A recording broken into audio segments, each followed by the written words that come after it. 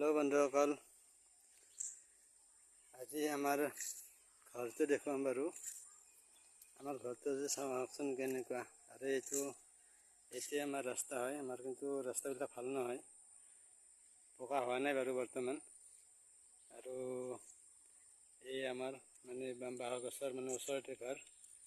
আমাৰ ইফালে কাৰণে চাৰিওফালে আমাৰ এনেকৈ গছ গছনি, এই গছ গছনিৰ হেৰিত মানে আৰু এই দেখিছে নহয়, এই মানে আমাৰ ঘৰ দেখুৱাই আছোঁ। বাকী আমাৰ এনেকৈ ৰাস্তাৰ পৰিৱেশ এনেকৈ মানে আপোনাৰ এইটো চিধা একদম মেইন ৰাস্তা উঠিব পাৰি। আৰু এনেকৈ আমাৰ ৰাস্তাৰ মানে এনেকৈ চাৰিওফালে এনেকৈ মানে গছ গছনি, এইবিলাক এইটো ৰাস্তা। আৰু এই চিধা গ'লে এনেকৈ আপোনাৰ এই আগত মানে মথাউৰি আছে, মথাউৰিৰ সেইফালে ব্ৰহ্মপুত্ৰ নদী আছে। আৰু